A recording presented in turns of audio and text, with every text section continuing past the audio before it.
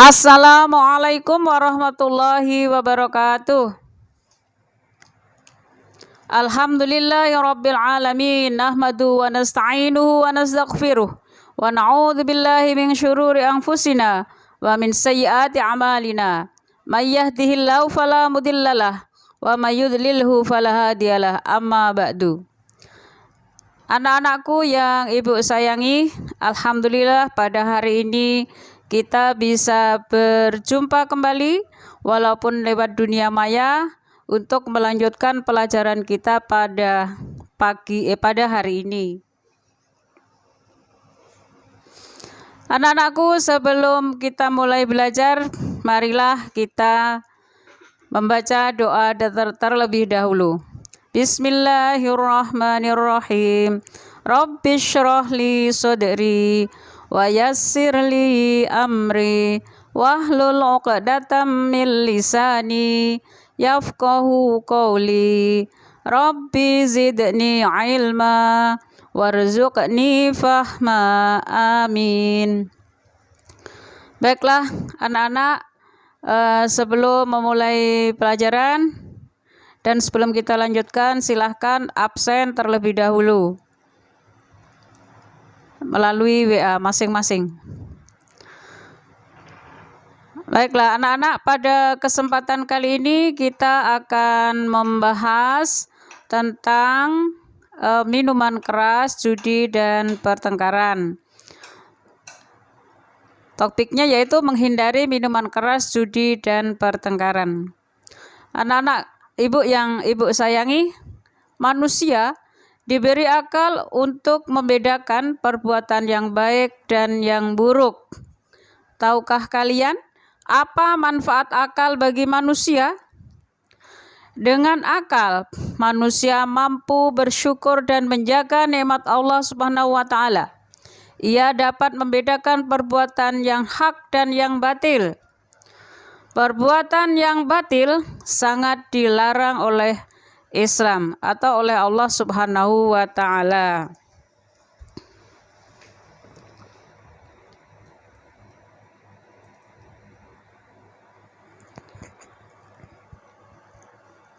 Anak-anak, ada 3 perbuatan dosa yang dilarang oleh Allah Subhanahu wa taala dan Rasul-Nya. Tahukah kalian apa istilah dosa dalam Islam? Perbuatan dosa diistilahkan dengan ismun atau dzanbun. Menurut jumhur ulama, dosa dapat diklasifikasikan menjadi 2, yaitu dosa besar dan dosa kecil.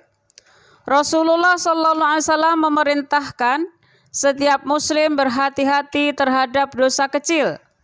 Dosa kecil jika sering dilakukan akan mengarahkan pelakunya pada perbuatan dosa atau pada perbuatan dosa besar. Lalu, apakah dosa-dosa kecil dapat diampuni? Dalam Islam, dosa-dosa kecil dapat diampuni. Pelaku dosa kecil harus menyesali perbuatannya, bertobat kepada Allah Subhanahu wa taala, dan melaksanakan beberapa ibadah seperti sholat, puasa, dan lain sebagainya. Rasulullah SAW bersabda, antara sholat Jumat sampai sholat Jumat berikutnya, antara sholat fardu sampai sholat fardu lainnya, dan antara puasa Ramadan sampai puasa Ramadan lainnya merupakan pelebur dosa selagi dosa besar dijauhi. Hadis riwayat Muslim. Jadi, setiap muslim seharusnya menjauhi perbuatan yang mendatangkan murka Allah Subhanahu wa taala, laknat para malaikat, dan kebencian sesama manusia.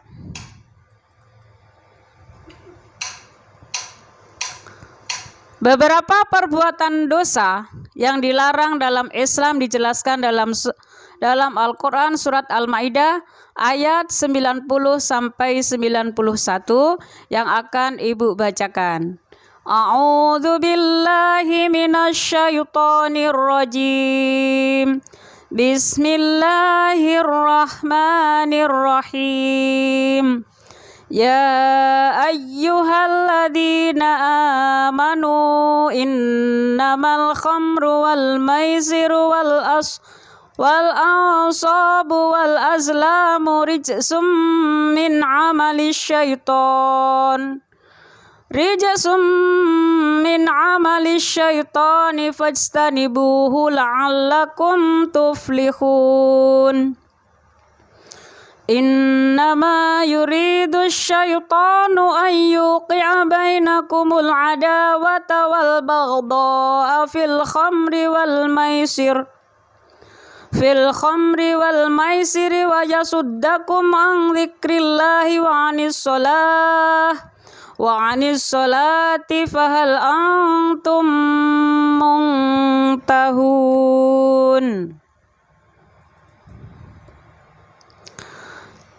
Artinya, wahai orang-orang yang beriman, sesungguhnya minuman keras, berjudi, berkorban untuk berhala, dan mengundi nasib dengan anak panah adalah perbuatan keji dan termasuk perbuatan setan. Maka jauhilah perbuatan-perbuatan itu agar kamu beruntung. Dengan minuman keras dan judi itu, setan bermaksud menimbulkan permusuhan dan kebencian di antara kamu dan menghalang-halangi kamu dari mengingat Allah dan melaksanakan sholat. Maka tidakkah kamu mau berhenti? Quran Surat Al-Maidah ayat 90 sampai 91. Jadi anak-anak, ayat tersebut menjelaskan bahwa kita diharuskan menjauhi minuman keras, berjudi, dan pertengkaran. Kemudian anak-anak, ada beberapa perbuatan dosa yang harus kita hindari, antara lain 1. Menghindari minuman keras. Hadis Rasulullah SAW menyatakan dari Ibnu Umar bahwa Rasulullah SAW bersabda, setiap yang memabukkan adalah khamar dan yang memabukkan adalah haram. Hadis riwayat Bukhari. Jadi anak-anak, walaupun setetes air daripada minuman keras yang kamu minum, karena dia memabukkan, maka dia tetap haram.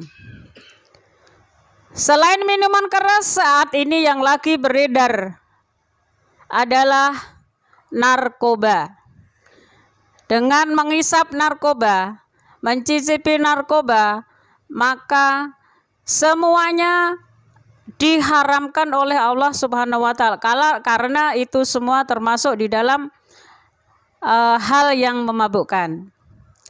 Kemudian yang kedua adalah berjudi dan mengundi nasib. Ada 3 faktor munculnya perjudian. Pertama, adanya harta yang dipertaruhkan. Kedua, adanya suatu permainan yang digunakan untuk menentukan pihak yang menang dan yang kalah.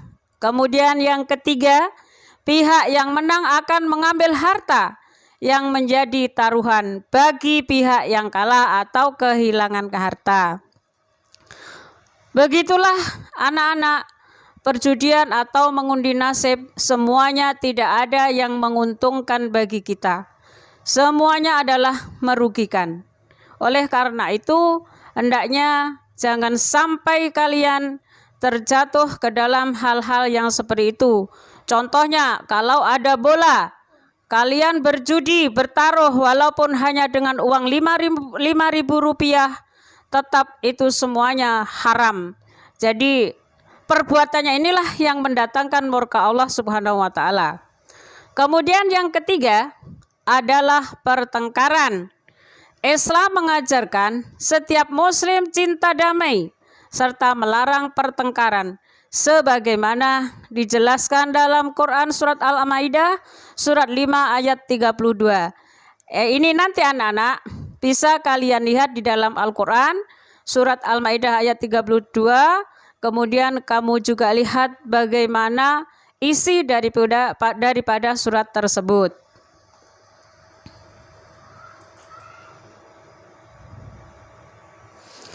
Anak-anakku yang ibu kasih dan ibu sayangi, ada beberapa dampak perbuatan dosa dalam kehidupan sehari-hari. Dampak buruk daripada minuman keras antara lain adalah hilangnya akal sehat. Kemudian tidak mau melakukan ibadah, terutama sholat 5 waktu. Lalu menimbulkan niat untuk berbuat dosa seperti mencuri dan berzina.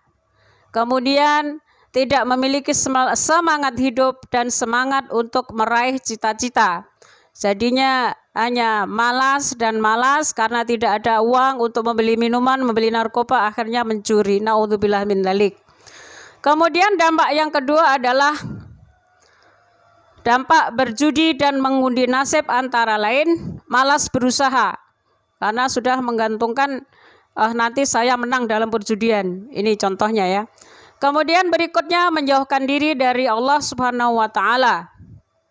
Jadi tidak lagi optimis, berusaha tetapi percayanya dengan judi. Kemudian berikutnya menyia-nyiakan harta, waktu dan tenaga dan pikiran.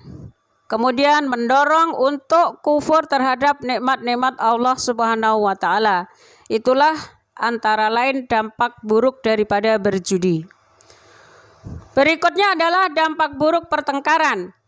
Antara lain mendapatkan azab dari Allah Subhanahu wa taala. Allah sangat tidak suka terhadap hambanya yang selalu bertengkar, bahkan sampai membunuh. Seperti yang dicontohkan oleh manusia yang anak manusia. Yang pertama kali menjadi contoh pertengkaran dan pembunuhan adalah peristiwa Qabil dan Habil. Qabil dan Habil. Kemudian berikutnya adalah dampak buruknya dikucilkan dari pergaulan di masyarakat. Hidupnya tidak tenang, menimbulkan kecemasan dan kekhawatiran bagi masyarakat. Itulah dampak buruk daripada perbuatan dosa dalam kehidupan sehari-hari.